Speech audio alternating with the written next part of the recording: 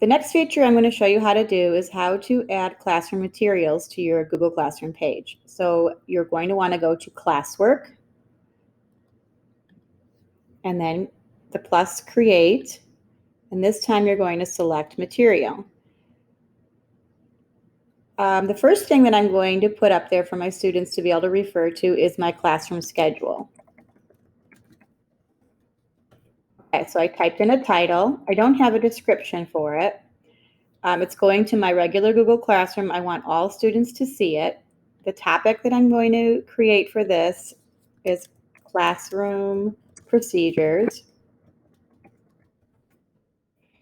And then I'm going to go to the add button, and I have my schedule already created in my Google Drive, and I just worked on it, so it's recent. So if you just look inside your recent, you should find it if you had just worked on it, or you can go into your search bar and type in classroom schedule, and then it'll pop up that way.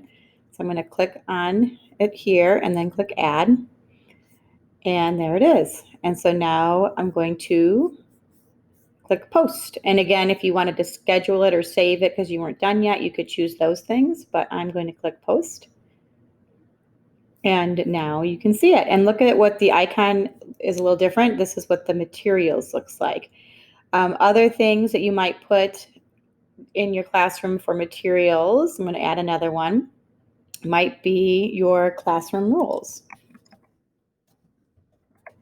Okay, so this is going to also be classroom procedures. So I'm going to click on that again.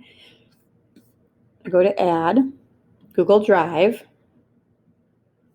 And again, this is something that I had worked on recently, so it pops up underneath recent, but you might need to type it in the search bar to find it.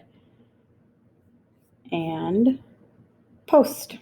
So materials are real easy. And then when you go to it, when the kids click on it, they'll see it. They can open it up and refer back to it. Just to highlight really quick a way that you can use Google Slides. I used this Google Slide presentation to help my students create the rules at the beginning of the year. So first I presented them with our NAP mission statement and our vision of what a NAP graduate should look like. And this is something as a staff that we all came up with together. And I highlighted those important words that they should understand the meaning of. And we had a discussion, and through those two documents, they then came up with what they thought our 4 classroom rules should be. And after they had their 4 classroom rules, I created this slideshow and showed them, and I put each of the rules at the top, and they rotated around the room, and they had to, went ahead and typed this in themselves on each slide. When they got to that group where the slide was up, they had to type what they thought that rule would look like in our classroom. So these bullet points came from them, a couple groups at a time. So all my different rules, they were able to brainstorm about and say what they thought that would look like in the classroom and what it would sound like. And then they also had a chance to go to a group where they were brainstorming about what behaviors they should avoid.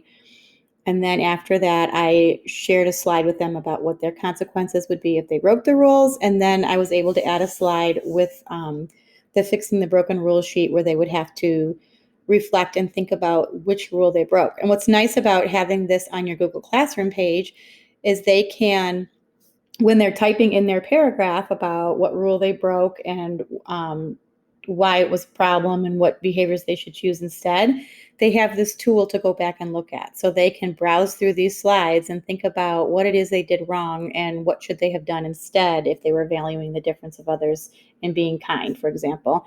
And they can just pull from these ideas and put them into their paragraph that they would be writing and typing right on their Chromebooks and then sharing with you once they've finished.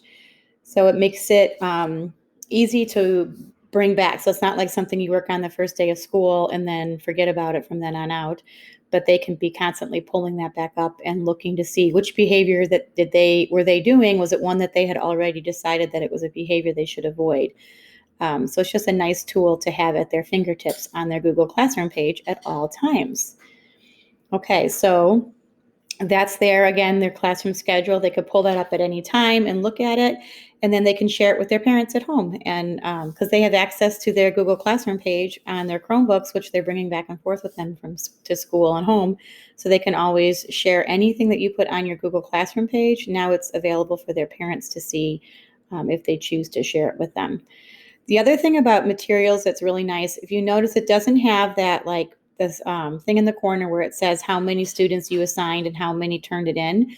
So if you're ever wanting something posted that is not an assignment that needs to be turned in, then you can choose, like if it's just a resource that they're going to be using or a picture of an anchor chart or something like that, then you can choose that as a classroom material to post, and you can decide what topic you want to give it. So if it's an anchor chart that relates to math, you can post it as a material, but create your title, either just math or whatever the unit title is for that time. Like for one more example, I'll show you. I'm going to create material. And this time it's going to relate to my first EL unit. So my topic that I create is going to be Greek mythology. And the title is Module 1, Unit 1, Lesson Previews. Okay, and then when I'm adding it, I'm going to go to my Google Drive, and this is actually something that Robbie Tabor made and shared with me, and I think it could be really useful. So I will show you what it looks like once I post it. Okay, so I have my classroom procedures materials, but now I have a new topic called Greek mythology, and anything that I add, even my assignments or any more materials that I add, I always can give it that Greek mythology title, and then the kids will be able to go over here to the topic section and find it very quickly. So if they open that up, this is what they'll see. So this would be our Module 1, Unit 1, Lesson 1. We've got the learning targets posted, our opening and all the schedule for the day, the vocabulary they're going to be learning, and the homework. And again, Robbie put this together. I think he did an awesome job. So that would be something that you can make a copy of and adapt to fit your units. And then for the next unit, Lesson 2, you can just go to the second slide, and they can put it in present mode, or you can have it in present mode, and they can refer to it on their own screens. So that is what materials looks like.